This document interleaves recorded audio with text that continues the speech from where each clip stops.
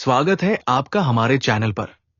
आज की कहानी है लांछन, जो इंसानी भावनाओं और समाज की सच्चाई को उजागर करती है। तो चलिए शुरू करते हैं कहानी लांछन।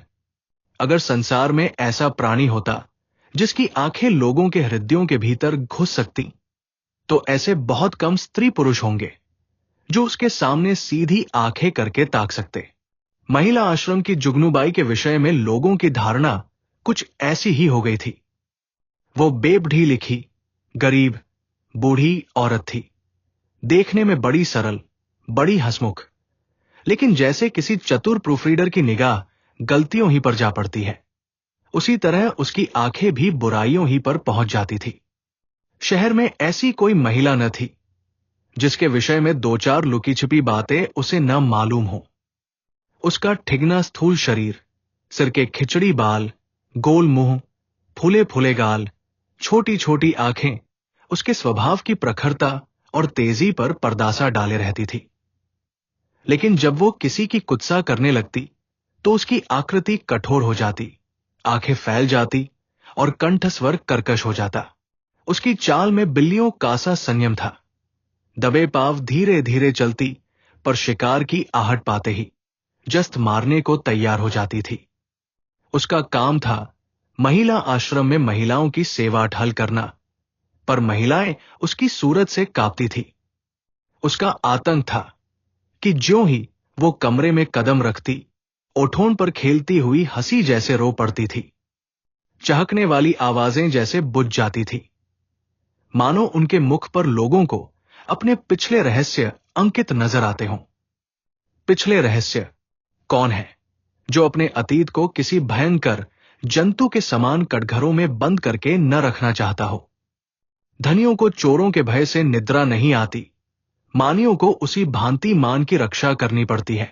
वो जंतु जो पहले कीट के समान अल्पाकार रहा होगा, दिनों के साथ दीर्घ और सबल होता जाता है, यहां तक हम उसकी याद ही से कांप उठते हैं।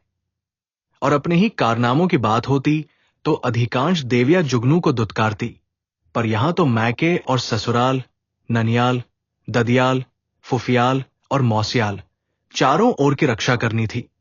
और जिस किले में इतने द्वार हों, उसकी रक्षा कौन कर सकता है? वहां तो हमला करने वाले के सामने मस्तक झुकाने में ही कुशल है। जुगनू के दिल में हजारों मुर्दे गड़े पड़े थे और वो जरूरत पड़ने पर उन्हें उखाड़ दिया करती थी। जहां किसी महिला ने दून की ली या शान दिखाई, वहां जुगनू की त्योरियां बदली। उसकी एक कड़ी निगाह अच्छे अच्छे को दहला देती थी। मगर यह बात न थी कि स्त्रियां उससे घृणा करती हों। नहीं, सभी बड़े चाव से उससे मिलती और उसका आदर सत्कार करती। अपने पड़ोसियों की निंदा सनातन से मनुष्य के लिए मनोरंजन का विषय रही है, और जुगनू के पास इसका काफी सामान था। नगर में इंदुम तिमहिला पाठशाला नाम का एक लड़कियों का हाई स्कूल था। हाल में मिस खुर्शेद उसकी हेड मिस्ट्रेस होकर आई थी। शहर में महिलाओं का दूसरा क्लब न था। मिस खुर्शेद एक दिन आश्रम में आई। ऐसी ऊंचे दर्जे की शिक्षा पाई हुई आश्रम में कोई देवी न थी। उनकी बड़ी आवभगत हुई। पहले ही दिन मालूम हो गया, मिस खुर्शेद के आने से आश्रम में एक नए जीवन का संचार होगा। कुछ इस तरह दिल खोलकर हर एक से मिली, कुछ ऐसी दिलचस्प बातें की कि सभी देवियां मुग्ध हो गई। गाने में चतुर थी, व्याख्यान भी खूब देती थी, और अभिनय कला में तो उन्होंने लंदन में नाम कमा लिया था। ऐसी सर्वगुण संपन्न देवी का आना आश्रम का सौभाग्य था। गुलाबी गोरा रंग, कोमल गाल, मद भरी आंखें, नए फैशन के कटे हुए केश, एक एक अंग सांचे में ढला हुआ। मादकता की इससे अच्छी प्रतिमा न बन सकती थी। चलते समय मिस खुर्शेद ने मिसेस टंडन को, जो आश्रम की प्रधान थी, एकांत में बुलाकर पूछा, वो बुढ़िया कौन है? जुगनू कई बार कमरे में आकर मिस खुर्शेद को अन्वेषण की आंखों से देख चुकी थी, मानो कोई शहसवार किसी नई घोड़ी को देख रहा हो। मिसेस टंडन ने मुस्कुराकर कहा, यहां ऊपर का काम करने के लिए नौकर है, कोई काम हो तो बुलाओ। मिस खुर्शेद ने धन्यवाद देकर कहा, जी नहीं, कोई विशेष काम नहीं है। मुझे चालबाज मालूम होती है, ये भी देख रही हूं कि वो सेविका नहीं स्वामिनी है। मिसेस टंडन तो जुगनू से जली बैठी ही थी। इनके वैधव्य को लांछित करने के लिए वो उन्हें सदा सोहागिन कहा करती थी। मिस खुर्शेद से उसकी जितनी बुराई हो सकी वह की और उससे सचेत रहने का आदेश दिया। मिस खुर्शेद ने गंभीर होकर कहा, तब तो भयंकर स्त्री है, तभी सब देवियां इससे कांपती है। आप इसे निकाल क्यों नहीं देती? ऐसी चुड़ैल को एक दिन न रखना चाहिए। मिसेस टंडन ने अपनी मजबूरी बताई, निकाल कैसे दूं? जिंदा रहना मुश्किल हो जाए। हमारा भाग्य उसकी मुट्ठी में है। आपको 2-4 दिन में उसके जौहर खुलेंगे। मैं तो डरती हूं कहीं आप भी उसके पंजे में न फंस जाएं। उसके सामने भूलकर भी किसी पुरुष से बातें न कीजिएगा। इसके गोयंदे न जाने कहां कहां लगे हुए हैं। नौकर से मिलकर भेद ये ले, डाकिये से मिलकर चिट्ठियां ये देखे, लड़कों को फुसलाकर घर का हाल ये पूछे। इस रांड को खुफिया पुलिस में जाना चाहिए था। यहां न जाने क्यों आ मरी। मिस खुर्शेद चिंतित हो गई, मानो इस समस्या को हल करने की फिक्र में हो। एक क्षण बाद बोली, अच्छा मैं इसे ठीक करूंगी। अगर न निकाल दूं तो कहना। मिसेस टंडन निकाल देने ही से क्या होगा? उसकी जबान तो न बंद होगी। तब तो वो और भी निडर होकर कीचड़ फेंकेगी। मिस खुर्शेद ने निश्चिंत स्वर में कहा, मैं उसकी जबान भी बंद कर दूंगी बहन। आप देख लीजिएगा। टके की औरत यहां बादशाहत कर रही है। मैं ये बर्दाश्त नहीं कर सकती। वो चली गई तो मिसेस टंडन ने जुगनू को बुलाकर कहा, इस नई मिस साहब को देख, यहां प्रिंसिपल है। जुगनू ने द्वेष भरे हुए स्वर में कहा, आप देखें, मैं ऐसी सैकड़ों छोकरियां देख चुकी हूं। आंखों का पानी जैसे मर गया हो। मिसेस टंडन धीरे से बोली, तुम्हें कच्चा ही खा जाएंगी। उनसे डरती रहना। कह गई है, मैं इसे ठीक करके छोड़ूंगी। मैंने सोचा तुम्हें चेता दूं। ऐसा ना हो उसके सामने कुछ ऐसी वैसी बातें कह बैठो। जुगनू ने मानो तलवार खींचकर कहा, मुझे चेताने का काम नहीं, उन्हें चेता दीजिएगा। यहां का आना न बंद कर दूं तो अपने बाप की नहीं। वो घूमकर दुनिया देख आई है तो यहां घर बैठे दुनिया देख चुकी हूं। मिसेस टंडन ने पीठ ठोंकी, मैंने समझा दिया भाई, आगे तुम जानो, तुम्हारा काम जाने। जुगनू आप चुपचाप देखती जाइए, कैसा तिगनी का नाच नचाती हूं। इसने अब तक ब्याह क्यों नहीं किया? उम्र तो 30 के लगभग होगी। मिसेस टंडन ने रद्दा जमाया कहती है, मैं शादी करना ही नहीं चाहती। किसी पुरुष के हाथ क्यों अपनी आजादी बेचूं? जुगनू ने आंखें नचाकर कहा, कोई पूछता ही न होगा। ऐसी बहुत सी क्वारियां देख चुकी हूं। 70 चूहे खाकर बिल्ली चली हज को, और कई लौंडियां आ गईं और बात का सिलसिला बंद हो गया। दूसरे दिन सवेरे जुगनू मिस खुर्शेद के बंगले पर पहुंची। मिस खुर्शेद हवा खाने गई हुई थी। खानसामा ने पूछा, कहां से आती हो? जुगनू, यही रहती हूं बेटा। मेम साहब कहां से आई है? तुम तो इनके पुराने नौकर होंगे। खानसामा, नागपुर से आई है। मेरा घर भी वहीं है। 10 साल से इनके साथ हूं। जुगनू, किसी ऊंचे खानदान की होंगी? वो तो रंग रंग से ही मालूम होता है। खानसामा, खानदान तो कुछ ऐसा ऊंचा नहीं। हां, तकदीर की अच्छी है। इनकी मां अभी तक मिशन में 30 पाती है।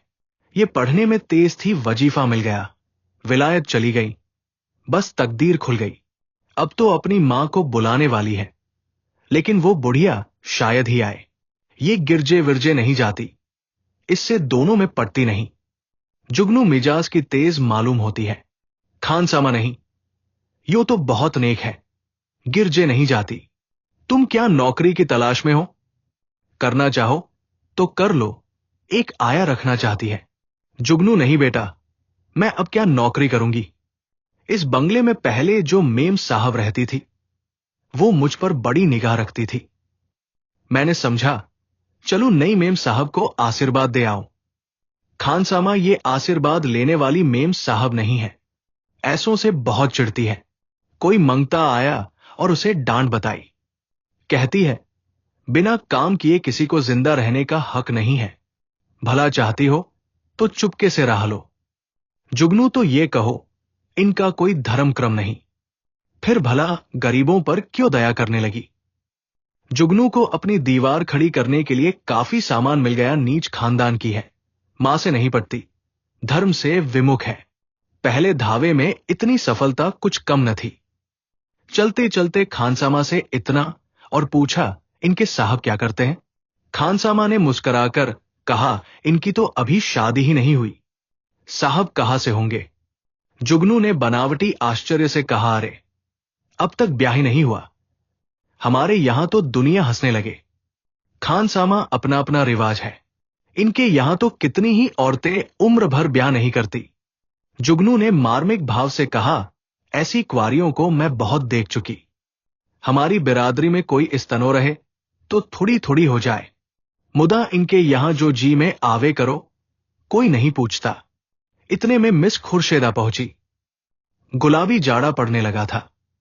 मिस साहब साड़ी के ऊपर ओवरकोट पहने हुए थी। एक हाथ में छतरी थी, दूसरे में छोटे कुत्ते की जंजीर।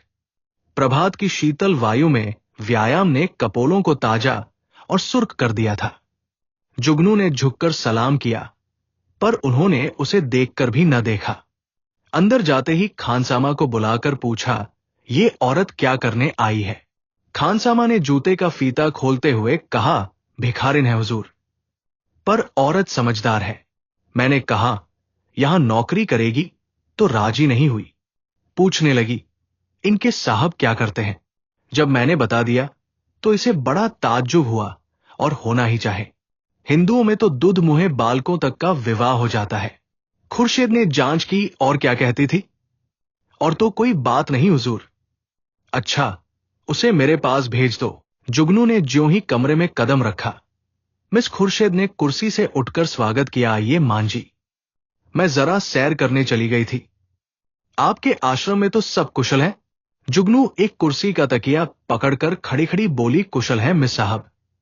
मैंने कहा, आपको आशीर्वाद दे आओ, मैं आपकी चेरी हूं। जब कोई काम पड़े मुझे याद कीजिएगा। यहां अकेले तो हुजूर को अच्छा न लगता होगा। मिस खुर्शीद, मुझे अपने स्कूल की लड़कियों के साथ बड़ा आनंद मिलता है, वो सब मेरी ही लड़कियां हैं। जुगनू ने मातृभाव से सिर हिलाकर कहा, यह ठीक है मिस साहब, पर अपना अपना ही है। दूसरा अपना हो जाए तो अपनों के लिए कोई क्यों रोए। सहसा एक सुंदर सजीला युवक रेशमी सूट धारण किए जूते चरमर करता हुआ अंदर आया। मिस खुर्शीद ने इस तरह दौड़कर प्रेम से उसका अभिवादन किया, मानो जामे में फूली न समाती हो। जुगनू उसे देखकर कोने में दुबक गई।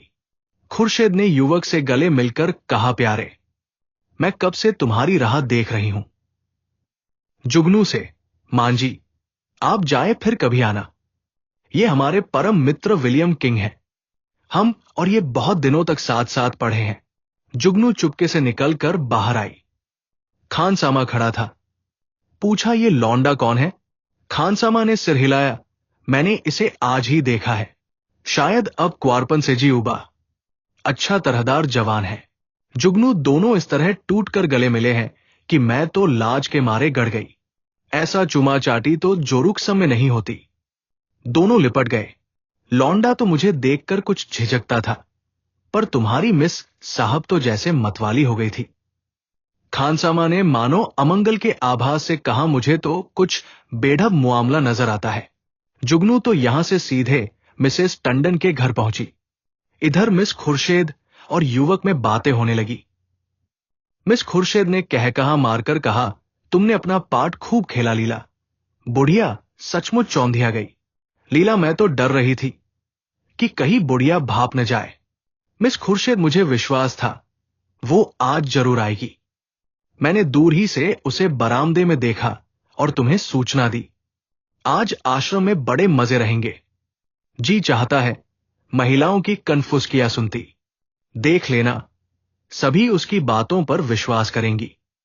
लीला, तुम भी तो जानबूझकर दलदल में पाव रख रही हो। मिस खुर्शीद, मुझे अभिनय में मजा आता है, दिल लगी रहेगी। बुढ़िया ने बड़ा जुल्म कर रखा है, जरा उसे सबक देना चाहती हूं। कल तुम इसी वक्त इसी ठाठ से फिर आ जाना। बुढ़िया कल फिर आएगी। उसके पेट में पानी न हजम होगा। नहीं, ऐसा क्यों? जिस वक्त वो आएगी मैं तुम्हें खबर दूंगी।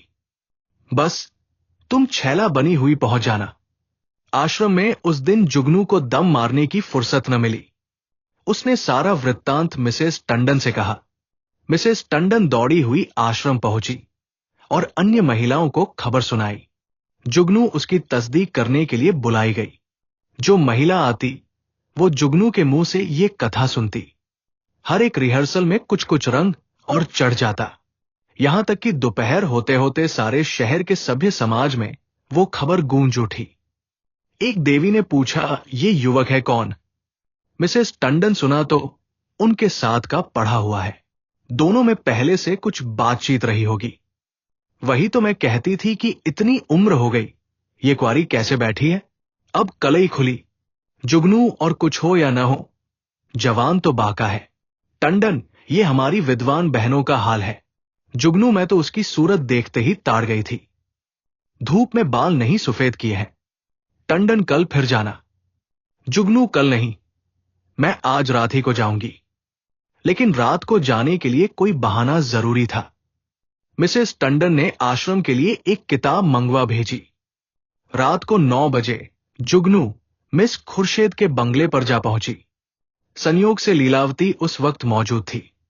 बोली, बुढ़िया तो बेतरफ पीछे पड़ गई। मिस खुर्शेद, मैंने तुमसे कहा था उसके पेट में पानी न पचेगा। तुम जाकर रूप भर जाओ, तब तक मैं बातों में लगाती हूं। शराबियों की तरह अंट संट बकना शुरू करना, मुझे भगा ले जाने के प्रस्ताव भी करना, बस यूं बन जाना जैसे अपने होश में नहीं हो। लीला मिशन में डॉक्टर थी, उसका बंगला भी पास ही था। वो चली गई तो मिस खुर्शेद ने जुगनू को बुलाया। जुगनू ने एक पुर्जा उसको देकर कहा, मिसेस टंडन ने ये किताब मांगी है। मुझे आने में देर हो गई। मैं इस वक्त आपको कष्ट न देती, पर सवेरे ही वो मुझसे मांगेंगी। हजारों रुपए महीने की आमदनी है मिस साहब, मगर एक एक कौड़ी दांत से पकड़ती है। इनके द्वारे पर भिखारी को भीख तक नहीं मिलती। मिस खुर्शेद ने पुर्जा देखकर कहा, इस वक्त तो ये किताब नहीं मिल सकती, सुबह ले जाना। तुमसे कुछ बातें करनी है। बैठो, मैं अभी आती हूं। वो पर्दा उठाकर पीछे के कमरे में चली गई और वहां से कोई 15 मिनट में एक सुंदर रेशमी साड़ी पहने, इत्र में बसी हुई, मुंह पर पाउडर लगाए निकली। जुगनू ने उसे आंखें फाड़कर देखा। ओहो, ये रिंगार! शायद इस समय वो लौंडा आने वाला होगा, तभी ये तैयारियां है। नहीं, सोने के समय क्वारियों को बनावसवार की क्या जरूरत? जुगनू की नीति में स्त्रियों के रिंगार का केवल एक उद्देश्य था, पति को लुभाना। इसलिए सुहागिनों के सिवा रिंगार और सभी के लिए वर्जित था। अभी खुर्शेद कुर्सी पर बैठने भी न पाई थी कि जूतों का चरमर सुनाई दिया और एक क्षण में विलियम किंग ने कमरे में कदम रखा। उसकी आंखें चढ़ी हुई मालूम होती थी और कपड़ों से शराब की गंध आ रही थी। उसने बेधड़क मिस खुर्शेद को छाती से लगा लिया और बार बार उसके कपोलों के चुंबन लेने लगा। मिस खुर्शेद ने अपने को उसके करपाश से छुड़ाने की चेष्टा करके कहा, चलो हटो, शराब पीकर आए हो। किंग ने उसे और चिमटाकर कहा, आज तुम्हें भी पिलाऊंगा प्रिय, तुमको पीना होगा, फिर हम दोनों लिपट कर सोवेंगे। नशे में प्रेम कितना सजीव हो जाता है, इसकी परीक्षा कर लो। मिस खुर्शेद ने इस तरह जुगनू की उपस्थिति का उसे संकेत किया कि जुगनू पर नजर पड़ जाए, पर किंग नशे में मस्त था, जुगनू की तरफ देखा ही नहीं। मिस खुर्शेद ने रोष के साथ अपने को अलग करके कहा, तुम इस वक्त आपे में नहीं हो, इतने उतावले क्यों हुए जाते हो? क्या मैं कहीं भागी जा रही हूं? किंग, इतने दिनों से चोरों की तरह आया हूं, आज से मैं खुले खजाने आऊंगा। खुर्शेद, तुम तो पागल हो रहे हो, देखते नहीं हो कमरे में कौन बैठा हुआ है? किंग ने हकबकाकर जुगनू की तरफ देखा और झिझक कर बोला, ये बुढ़िया यहां कब आई? तू यहां क्यों आई बुढ़ी? शैतान की बच्ची, यहां भेद लेने आती है, हमको बदनाम करना चाहती है। मैं तेरा गला घून दूंगा। ठहर, भागती कहां है? मैं तुझे जिंदा न छोड़ूंगा। जुगनू बिल्ली की तरह कमरे से निकली और सिर पर पांव रखकर भागी। उधर कमरे से कह कहे उठ छत को हिलाने लगे। जुगनू उसी वक्त मिसेस टंडन के घर पहुंची। उसके पेट में बुलबुले उठ रहे थे, पर मिसेस टंडन सो गई थी। वहां से निराश होकर उसने कई दूसरे घरों की कुंडी खटखटाई, पर कोई द्वार न खुला और दुखिया को सारी रात इसी तरह काटनी पड़ी, मानो कोई रोता हुआ बच्चा गोद में हो। प्रात काल वो आश्रम में जा कूदी। कोई आधा घंटे में मिसेस टंडन भी आई। उन्हें देखकर उसने मुंह फेर लिया। मिसेस टंडन ने पूछा, रात क्या तुम मेरे घर आई थी? इस वक्त मुझसे महाराज ने कहा। जुगनू ने विरक्त भाव से कहा, प्यासा ही तो कुएं के पास जाता है, कुआं थोड़े ही प्यासे के पास आता है। मुझे आग में झोंककर आप दूर हट गई। भगवान ने मेरी रक्षा की, नहीं कल जान ही गई थी।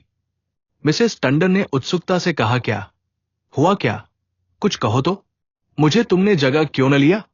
तुम तो जानती हो मेरी आदत सवेरे सो जाने की है। महाराज ने घर में घुसने ही न दिया। जगह कैसे लेती? आपको इतना तो सोचना चाहिए था कि वो वहां गई है तो आती होगी। घड़ी भर बाद ही सोती तो क्या बिगड़ जाता, पर आपको किसी की क्या परवाह। तो क्या हुआ? मिस खुर्शीद मारने दौड़ी? वो नहीं मारने दौड़ी, उनका वो खसम है, वो मारने दौड़ा। लाल आंखें निकाले आया और मुझसे कहा, निकल जा। जब तक मैं निकलूं तब तक हंटर खींचकर दौड़ ही तो पड़ा। मैं सिर पर पांव रखकर न भागती तो चमड़ा उधोड़ डालता, और वो रांड बैठी तमाशा देखती रही। दोनों में पहले से सधीप दी थी। ऐसी कुलटाओं का मुंह देखना पाप है। बेस्वा भी इतनी निर्लज्ज न होगी। जरा देर में और देवी आ पहुंची। ये वृत्तांत सुनने के लिए सभी उत्सुक हो रही थी। जुगनू की कैंची अविश्रांत रूप से चलती रही। महिलाओं को इस वृत्तांत में इतना आनंद आ रहा था कि कुछ न पूछो। एक एक बात को खोद खोद कर पूछती थी। घर के काम धंधे भूल गए, खाने पीने की सुधि भी न रही, और एक बार सुनकर उनकी तृप्ति न होती थी। बार बार वही कथा नए आनंद से सुनती थी। मिसेस टंडन ने अंत में कहा, हमें आश्रम में ऐसी महिलाओं को लाना अनुचित है। आप लोग इस प्रश्न पर विचार करें। मिसेस पांड्या ने समर्थन किया, हम आश्रम को आदर्श से गिराना नहीं चाहते। मैं तो कहती हूं ऐसी औरत किसी संस्था की प्रिंसिपल बनने के योग्य नहीं। मिसेस बांगड़ा ने फरमाया, जुगनूबाई ने ठीक कहा था। ऐसी औरत का मुंह देखना भी पाप है। उससे साफ कह देना चाहिए, आप यहां तशरीफ न लावे। अभी ये खिचड़ी पक रही थी कि आश्रम के सामने एक मोटर आकर रुकी। महिलाओं ने सिर उठा उठाकर देखा। गाड़ी में मिस खुर्शीद और विलियम किंग बैठे हुए थे। जुगनू ने मुंह फैलाकर हाथ से इशारा किया, वही लौंडा है। महिलाओं का संपूर्ण समूह चिक के सामने आने के लिए विकल हो गया। मिस खुर्शीद ने मोटर से उतरकर हुड बंद कर दिया और आश्रम के द्वार की ओर चली। महिलाएं भाग भाग कर अपनी अपनी जगह आ बैठीं। मिस खुर्शीद ने कमरे में कदम रखा। किसी ने स्वागत न किया। मिस खुर्शीद ने जुगनू की ओर नी, संकोच आंखों से देखकर मुस्कुराते हुए कहा, कहिए बाई जी, रात आपको चोट तो नहीं आई? जुगनू ने बहुतेरी दीदा दिलेर स्त्रियां देखी थी, पर इस ढिठाई ने उसे चकित कर दिया। चोर हाथ में चोरी का माल लिए साह को ललकार रहा था। जुगनू ने ऐंठ कर कहा, जी न भरा हो तो अब पिटवा दो, सामने ही तो है। खुर्शीद वह इस वक्त तुमसे अपना अपराध क्षमा कराने आए हैं। रात वो नशे में थे। जुगनू ने मिसेस टंडन की ओर देखकर कहा, और आप भी तो कुछ कम नशे में नहीं थी। खुर्शीद ने व्यंग्य समझकर कहा, मैंने आज तक कभी नहीं पी, मुझ पर झूठा इल्जाम मत लगाओ। जुगनू ने लाठी मारी, शराब से भी बड़ी नशे की चीज है कोई, वो उसी का नशा होगा। उन महाशय को पर्दे में क्यों ढक दिया? देविया भी तो उनकी सूरत देखती। मिस खुर्शीद ने शरारत की सूरत तो उनकी लाख तो लाख में एक है। मिसेस टंडन ने आशंकित होकर कहा, नहीं, उन्हें यहां लाने की जरूरत नहीं। आश्रम को हम बदनाम नहीं करना चाहते। मिस खुर्शीद ने आग्रह किया, मामले को साफ करने के लिए उनका आप लोगों के सामने आना जरूरी है। एक तरफा फैसला आप क्यों करती हैं? मिसेस टंडन ने टालने के लिए कहा, यहां कोई मुकदमा थोड़े ही पेश है। मिस खुर्शेद, वाह, मेरी इज्जत में बट्टा लगा जा रहा है और आप कहती है कोई मुकदमा नहीं है। मिस्टर किंग आएंगे और आपको उनका बयान सुनना होगा। मिसेस टंडन को छोड़कर और सभी महिलाएं किंग को देखने के लिए उत्सुक थी। किसी ने विरोध न किया। खुर्शेद ने द्वार पर आकर ऊंची आवाज से कहा, तुम जरा यहां चले आओ। हुड खुला और मिस लीलावती रेशमी साड़ी पहने मुस्कुराती हुई निकल आई। आश्रम में सन्नाटा छा गया। देविया विस्मित आंखों से लीलावती को देखने लगी। जुगनू ने आंखें चमकाकर कहा, उन्हें कहां छिपा दिया आपने? खुर्शेद छुमंतर से उड़ गए। जाकर गाड़ी देख लो। जुगनू लपककर गाड़ी के पास गई और खूब देखभाल कर मुंह लटकाए हुए लौटी। मिस खुर्शेद ने पूछा, क्या हुआ? मिला कोई? जुगनू, मैं ये तेरी चरित्र क्या जानूं? लीलावती को गौर से देखकर और मर्दों को साड़ी पहनाकर आंखों में धूल झोंक रही हो। यही तो है वो रात वाले साहब। खुर्शेद, खूब पहचानती हो? जुगनू, हां, क्या अंधी हूं? मिसेस टंडन, क्या पागलों सी बातें करती हो जुगनू? ये तो डॉक्टर लीलावती है। जुगनू उंगली चमकाकर, चलिए चलिए, लीलावती है। साड़ी पहनकर औरत बनते लाज भी नहीं आती। तुम रात को इनके घर नहीं थे? लीलावती ने विनोद भाव से कहा, मैं कब इनकार कर रही हूं? इस वक्त लीलावती हूं। रात को विलियम किंग बन जाती हूं। इसमें बात ही क्या है? देवियों को अब यथार्थ की लालिमा दिखाई दी। चारों तरफ कह कहे पड़ने लगे। कोई तालियां बजाती थी, कोई डॉक्टर लीलावती की गर्दन से लिपट जाती थी, कोई मिस खुर्शेद की पीठ पर थपकियां देती थी। कई मिनट तक हुहक मचता रहा। जुगनू का मुंह उस लालिमा में बिल्कुल जरा सा निकल आया। जबान बंद हो गई। ऐसा चरका उसने कभी न खाया था। इतनी जलील कभी न हुई थी। मिसेस मेहरा ने डांट बताई, अब बोलो दाई। लगी मुंह में काले के नहीं? मिसेस बांगड़ा इसी तरह सबको बदनाम करती है। लीलावती, आप लोग भी तो जो ये कहती है उस पर विश्वास कर लेती है। इस हरबों में जुगनू को किसी ने जाते न देखा। अपने सिर पर यह तूफान उठते देखकर उसे चुपके से सरक जाने में ही अपनी कुशल मालूम हुई। पीछे के द्वार से निकली और गली उंगलियों भागी। मिस खुर्शेद ने कहा, जरा उससे पूछो मेरे पीछे क्यों पड़ गई थी? मिसेस टंडन ने पुकारा, पर जुगनू कहा। तलाश होने लगी। जुगनू गायब। उस दिन से शहर में फिर किसी ने जुगनू की सूरत नहीं देखी। आश्रम के इतिहास में यह मुआमला आज भी उल्लेख और मनोरंजन का विषय बना हुआ है। अगर आपको यह कहानी पसंद आई हो तो चैनल को सब्सक्राइब करें और नए वीडियो की सूचना पाने के लिए बेल आइकन दबाना न भूलें।